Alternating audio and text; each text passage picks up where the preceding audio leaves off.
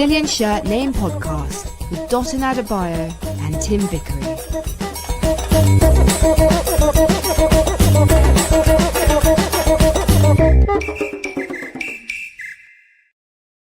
Yeah, it's the Brazilian Shirt Name Podcast edition, which is a date of destiny for one large country in Africa versus another large country in Africa.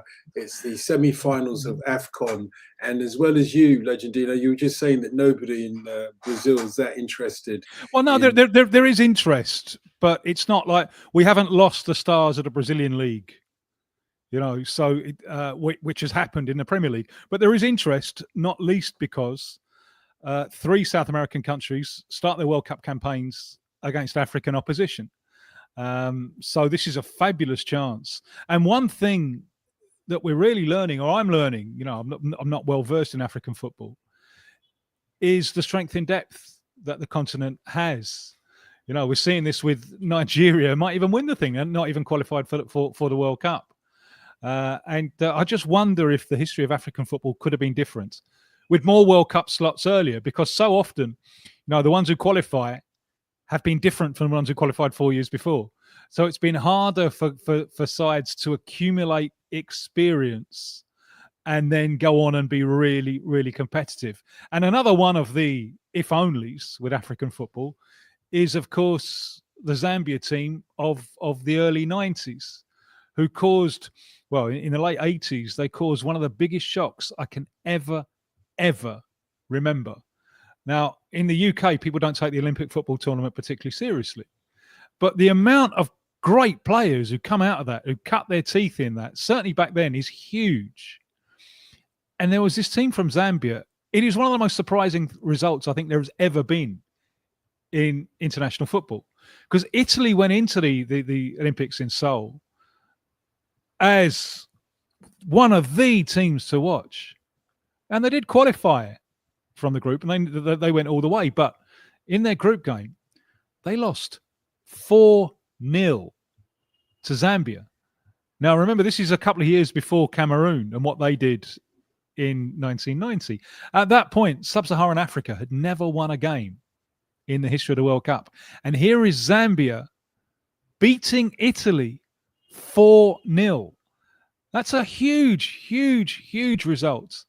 And Jay, come and show us the way of that great team and the tragedy that happened to them. Oh man, you know, just bring back really exciting and bittersweet memories. That was a tremendous team, tremendous players, and they had a local coach, by the way. You know, the manager Samuel Zuminjovu was actually Zambia's first football superstar. And he was actually at the World Cup 1966 in England as a guest. You know, he traveled there as a guest. But that team, he was able to, put together a talented team that played, very entertaining football. It was very tactical as well. And, it's really sad, what happened later. They beat Italy, of course, 4-0. They beat Guatemala 4-0. Yeah. And then they reached the quarterfinals and... they came a crop against Germany. Klinsmann, actually, in particular, he scored a hat trick. Klinsmann got a hat trick, yeah, certain Jurgen Klinsmann. But you know, they're in there and fighting and playing against the best. Where Absolutely. Did it come from? This Zambian team. Where did it come from? What had happened in the football culture of Zambia to allow them to have a team of this caliber?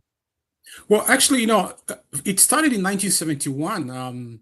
When Zambia hired its first full-time expatriate coach, Ante Busulik, from the then Yugoslavia. He was actually Croatian. And what he did, he was a friend of the great Real Madrid manager, Milan. I just forget the last name. I can't pronounce the last name. And they were friends. That's right, yeah. So Ante is offered, they called him Tony. He's offered, the position of coach of the Zambian national team. And Milan tells him, you should go and make a name for yourself. And he comes to Zambia. And the foundation, what he does, he basically gets rid of all the players apart from three, Godfrey Chitalu, who scored 107 goals in 1972, a record calendar year.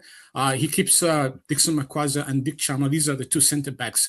And then what he does, he just, he brings in all these young ex-schoolboy internationals, because Zambia had a very, very solid Zambia schools program.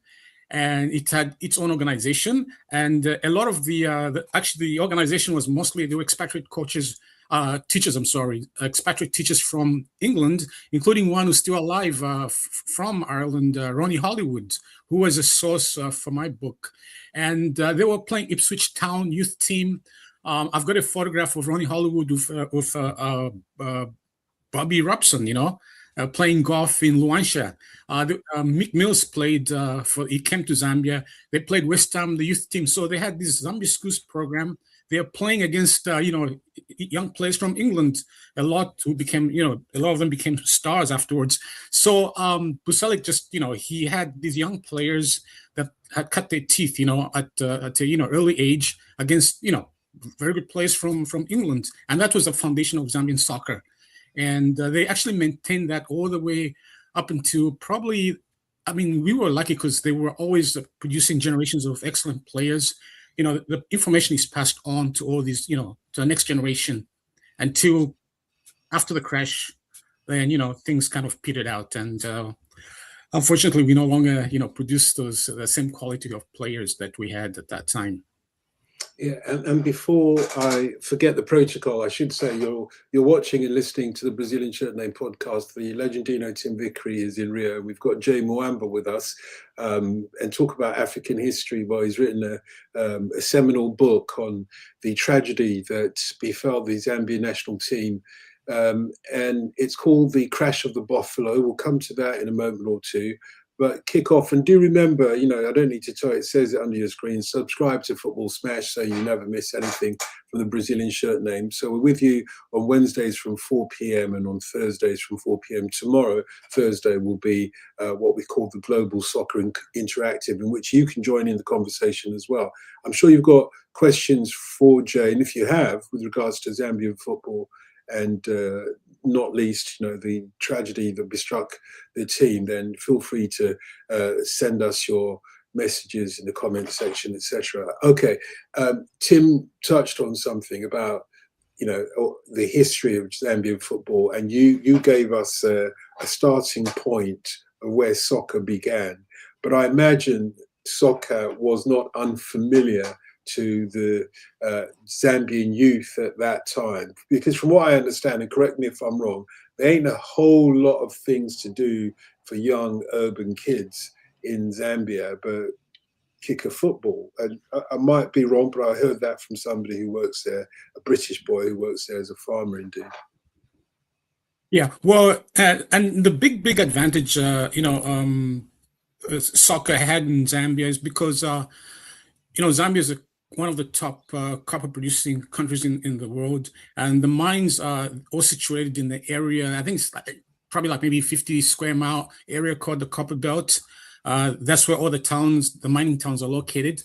And of course you had the miners, expatriate miners, and the mining companies providing amenities. And of course football was number one. So all the top clubs came from these mining towns. All the players, actually the majority, maybe 90% of the players, worked for these mining companies. So they were able to receive that support. They had the resources.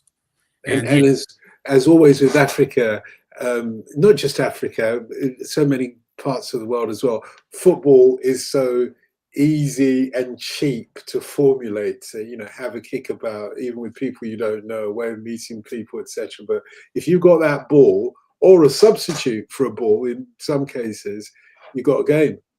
Absolutely. Yeah, it's a very simple, very easy sport. You don't need much, and they played, of course, barefoot. So they weren't losing out much there, and they were able to develop the skills on these rough, grounds, rough pitches.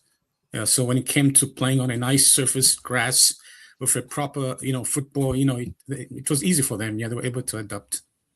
See, Tim, one of the things I love about what Jay's already told us, in passing, he mentions names like Mick Mills, which for my generation of football follower here in Britain, a legendary name. But who would have known Who Yeah. would have known that Jay Mwamba, the oratory of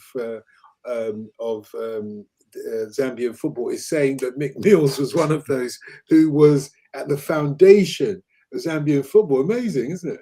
Yeah, it's all about being in the loop, isn't it? And all the building blocks Jay has put there for us. You've got the natural talent, you've got the urban environment of these mining towns, the mining companies providing some amenities, and a Croatian or a Yugoslav coach from and that an tradition. Irishman. And an Yes, Irishman. yeah. The Irishman, There were lots of Yugoslavs. I think the fella who took the then Zaire to 74 was a Yugoslav coach. So, and it was part of it was part of Tito's third world approach, to build alliances there. So many of these building blocks, and then Zambia don't qualify for the 1990 World Cup. Very few places for Africa at the time, aren't there? And it's Cameroon who get one of those places and go on and become global stars. What happens to this team after the 88 Olympics, where they've beaten Italy 4-0? Well, hopes were high that Zambia would qualify for the 1990 Italian 90, of course.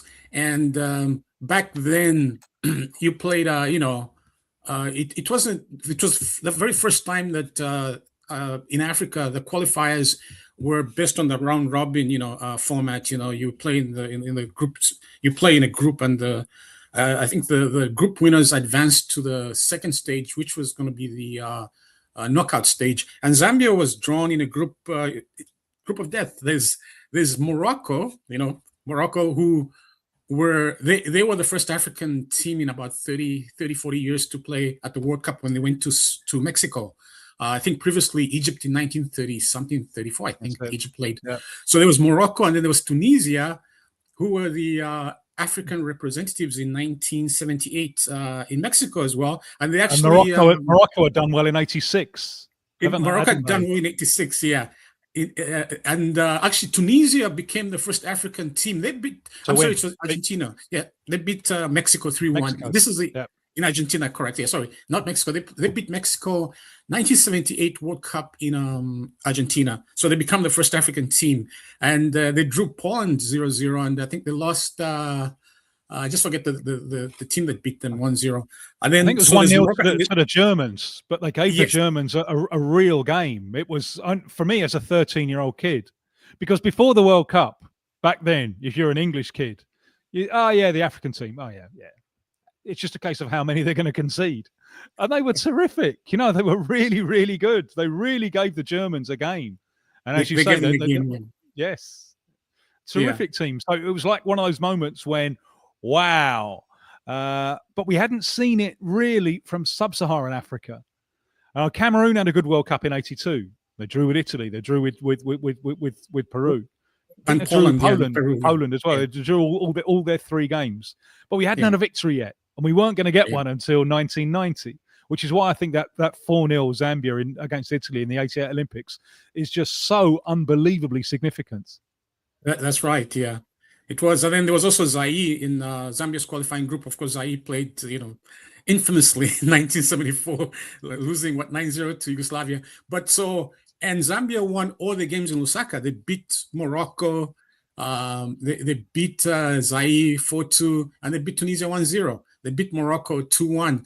But the problem Zambia had, actually, despite all their brilliance and everything, tactically, because Zambia knew that Zambian team, they only knew one way how to play, just going forward. So when they went on the road, they did not do as well on the road. So they lost 1-0 in Morocco, lost 1-0 in Zaire, and lost 1-0 in Tunisia. And so they failed to progress to the next stage. They would have played Cameroon. Now that would have been a knockout thing to qualify for Italia 90. And but the interesting thing is that just before the World Cup 1990, we go to it was Tunisia, the Africa Cup, and they're in the same group of Cameroon. Um, all those Thomas Inkono, and Zambia beats them 1-0, just before the Italian 90. So Zambia actually had Cameroon's number at that time. Yeah. So, and there was hope, of course. And then after Italian 90, because of Cameroon's exploits, and Egypt also didn't do too badly, they increased the number of African representatives to 3. And everybody thought, yeah, okay, now we're going through to, USA 94. But yeah, Tim described how the Moroccan team were, when they first started playing the World Cup. But what about Zambia? In your book, you talk of the coach as having the Yugoslavian coach Pulisic, as having realized that he had to create an identity for Zambian football. What is that identity? How can we recognize the Gambian style of football as opposed to, let's say, the Cameroonian? People have a sort of image of what Cameroonian football is like, very muscular amongst other things, and they like to underline the point by having shirtless, sleeveless football shirts and so on. But what's the identity of Zambian football? Has it changed over the 3 or 4 decades that we're talking about? I think it's changed just in the last probably the last decade. Of course, being in New York, I don't get a chance to watch club football, but I do watch whenever the national team is playing, and you see the evolution. Zambian football has always been very fast paced, very skillful, and they love to attack. That's the only way they know how to play going forwards, that actually worked to Zambia's advantage against. They always had a good record against West African teams, because before the influx of West African players to Europe, when they played back home, because of the heat, the environment. I read this team about Brazilian soccer a long, long time ago. And there was a time in the early 80s when they used to show Brazilian games on TV, league games in Zambia. And they played at the slow tempo, because they said because of the heat, the humidity and everything, and then they would speed up, play fast, and then slow down again. And in Africa, West African teams, because the players were naturally bigger, Zambian players have always been small, so they were much nimble, agile. And because Zambia, the climate is actually temperate, Lusaka is almost a mile high. It's 3/4 of a mile, so there's the altitude factor, So they had the conditioning, and a lot of the games Zambia would play at home, they would score in the second half. I always considered them a second half team, and I did ask Alusha, why that was the case. Yeah, he felt that, usually we start off slow, but second half, we develop confidence, then we start running at the other teams, and so you're running against this bigger West African players who play at a slower tempo because, it's hot and humid in West Africa. Yeah. But of course that's changed now, because a lot of these players now in Europe, so, basically, you play, you're playing a different type of football. Yeah. Yeah. All of that is predicated on the tragedy of 1993. Just tell us, or give us a bit of a background to the crash of the Buffalo, why the Zambian team were using military aircraft, for example, to go from one place to another. Your book hints at a possible, criminal intent in bringing down that plane, at least from one of the former football executives or football associates that survived. And do we know any more about that? He went to his grave believing that the plane was shot down, frankly. Anyway, you tell us the background to this and why is it important to remember? Yeah, well, the thing is that throughout the history of Zambian football, national team, the national team's engagements, whenever the Football Association did not have funds, they would turn to the government and they would get a Air Force plane, So it started way back in the 70s. In fact, in 1976, after they had qualified for the Olympics in Canada, they beat Sudan in Khartoum on penalties, and they were flying back on a Dakota, which was a World War II era American transport plane, and it lost the left engine, So they had just crossed crossed into Uganda, and of course at that time the president of Uganda was Idi Amin, and so they requested permission to land at Entebbe Airport. And Amin said, no, if you're flying in a military aircraft, then, you cannot land here, go to Nairobi. Fortunately, they managed to make it. And Ante Busulik, the coach, he was there. They worked on the plane, and everybody apart from Ante Busulik, got back on the plane, jumped back on the plane. He refused. He flew commercial to Lusaka. Yeah. So that's just one case. And there were other instances when every time they used an Air Force plane, after the Dakota, because in 1976, Zambia purchased 7 the Buffalo, hence the title of the book, Buffalo transport plane from Canada, de Havilland. So they would use these Buffalo planes, and there were always problems, leading to this culmination. The Air Force commander, obviously, he had the plane that crashed had been, it had been grounded for about 4 months. Until a week before the trip to Senegal. And they worked on the plane, and he actually took it on a test flight. He flew to Livingstone, site of the Victoria Falls, and back to Lusaka. And they said, well, the plane's fine. I mean, not I guess they forgot that they were actually going to fly thousands of miles and not just, a few hundred miles south. And they took it for another test flight, I think a day or so, 2 days before departure. And there were problems, but they still persisted and they still used that plane. It had been reconfigured to carry the president. So it was considered a VIP plane, comfortable to undertake a long trip to Senegal, hopscotching, making refueling stops, 3-4 different countries. So the commander himself, he's the one who told me. Unfortunately, he passed away like a year or so ago. And he said, well, I believe it was shot down because obviously, the crash happened under his watch, So I did ask him what fault the plane had when it was grounded, and he could not say. So you're dismissing any theory of a criminal intent in its crash? I think all the investigation that was done in Gabon and all the evidence point at the the technical error, the massive technical error. It was not shot down. But what was the consequence of that crash? Not just for Zambian football, although that's the most pertinent, perhaps. But for Gambian people as a whole, that must have come as a huge shock, and I imagine it was a question of national mourning as a result. Oh yeah, it just sucked the air out of Zambia. It was massive, and I mean Zambia really, because at that time, things were very difficult economically, socially.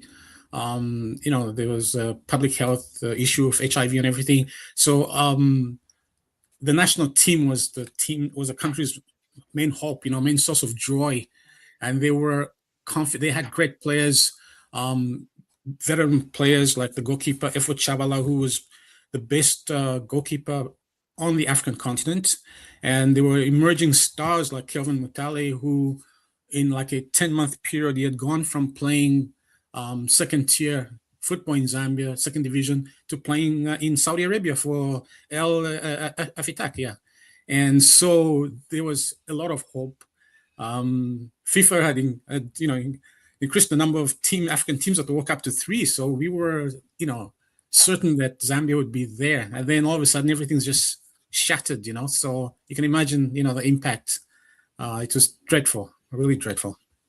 Yeah, this won't be the first time, Tim, that an air disaster featuring sportsmen is compared to Munich 1958, where the Manchester United team was decimated by an air crash, or indeed the Chapecoenza crash in this is the point, isn't it? I mean, we've had football air disasters in Europe. I mean, the Torino one in the late 40s is perhaps the most disastrous of them all. And Man United, as you said, Alianza Lima and Chapecoense, amongst others in South America. Is there a specific African element to the Zambian story? Well, I'd say that okay, the fact that it was a military craft. I mean, the fact that Zambia, it involved in the disaster involved the national team. I mean, it's not. I mean, I'm not saying that it wouldn't be as bad if it was a club team, but all these and like I just mentioned, the economic state, all the hope placed in the team, by a country at that time very impoverished, struggling, and the only chair they had was the national team. I think that that just puts it in a different light, I think. Yeah. How long did it take to build that? Sorry, go ahead, Tim. I was going to ask There how are long. there are always unbelievable survival stories. I mean, the one with Alianza Lima in the late 80s. One of the players, he was a young centre back. He wasn't on the plane because just by chance he picked up a suspension, and so he wasn't going to be playing in that game. His name was Juan Reynoso. Went on to be for many, many years the captain of the Peruvian national side, a great centre back, and subsequently a manager, including the coach. Now, he could have been on that plane, but he wasn't. Were there any such stories with the Zambians of people who could have been on that plane but weren't? Yeah, from a player standpoint, yeah, there were two players. The third choice goalkeeper, Martin Mwamba, no relation to me. He was dropped on the morning of the flight. They had breakfast because they had just returned from Mauritius. They had played an AFCON qualifier in Mauritius, 1-3-0. Kelvin Matale, the emerging star, I think that was his 13th international goal in I think 13 matches, and that was, of course, his final game. So they arrived in Lusaka on Monday afternoon, the 26th. And then they're flying out the next day, the 27th, and they have breakfast. And at the airport, the coaches, Godfrey Chitalu and Alex Chola, summoned two players, Martin Mwamba, the third choice goalkeeper, and Andrew Tembo, who was a very young midfield player. And they tell them, because we're going to be joined by Kalusha and Charles Musonda. Of course, Kalusha was with PSV Eindhoven, he was in Holland. Charles Musonda was with Anderlecht. But what they didn't know is that Charles was actually injured. So in a way that saves Charles's life, and because Kalusha is in Holland, so he escapes the crash. And then these two players that have just been left, they also survive. And then later on, after the crash, Andrew Tembo actually became an outstanding player. Roel Poulsen, the Dane, who actually helped. He actually put the rebuild team together. He was the OB Odense coach, and when he goes back to Denmark, he takes Andrew Tembo with him. And Andrew Tembo had an outstanding career with OB Odense, and a couple of years ago, he was voted among the club's best 100 players ever.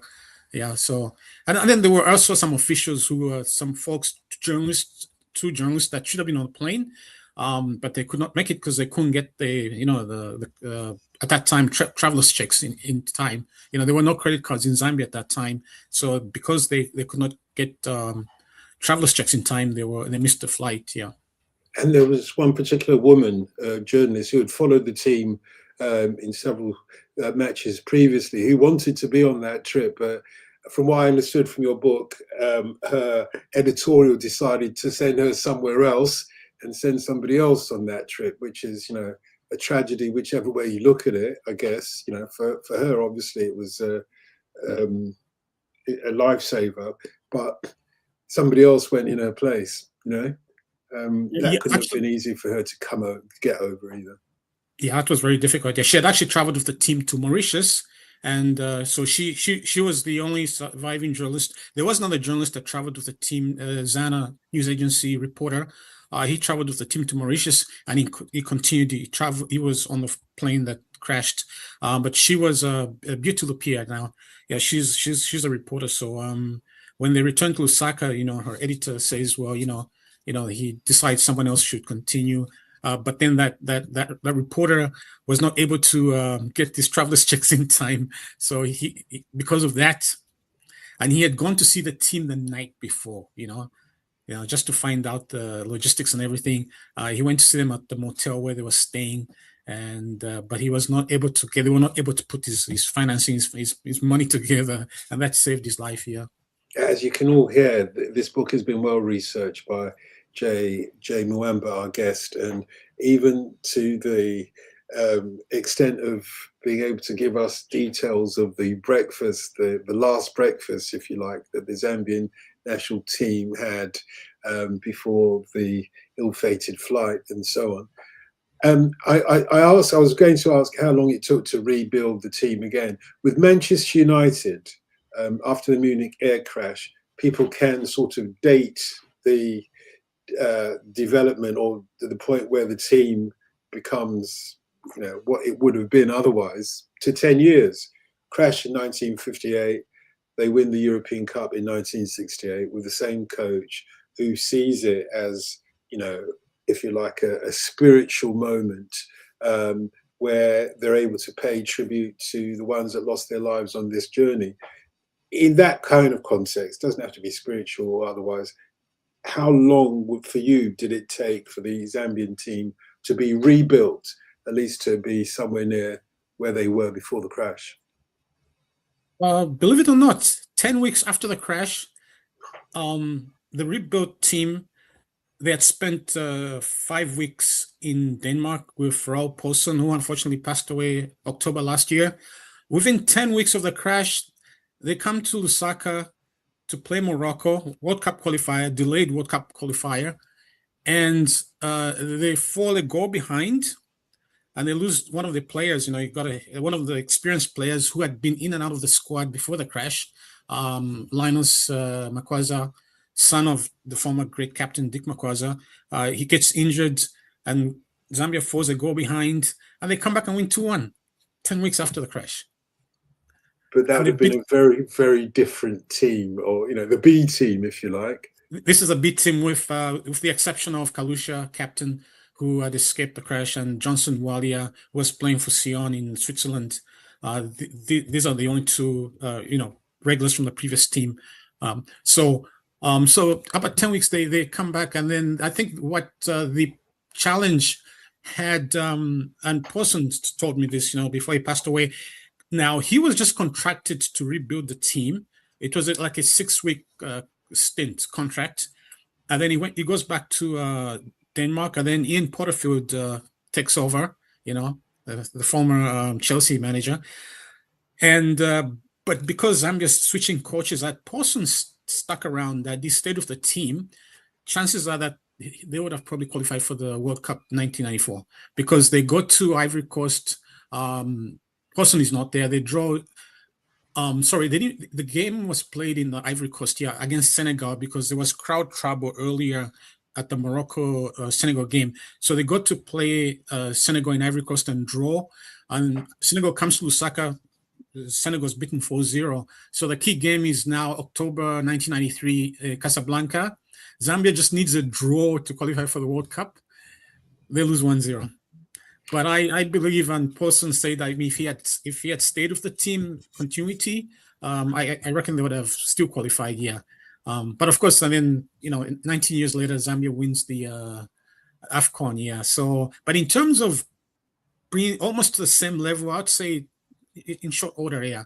Although they were missing, of course, that experience factor, everything falls on Kalusha's shoulders. If Kalusha doesn't score, Zambia's in trouble.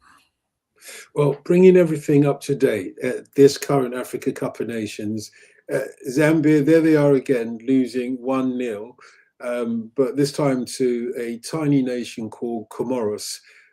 Some people might say, Comoros, who are they?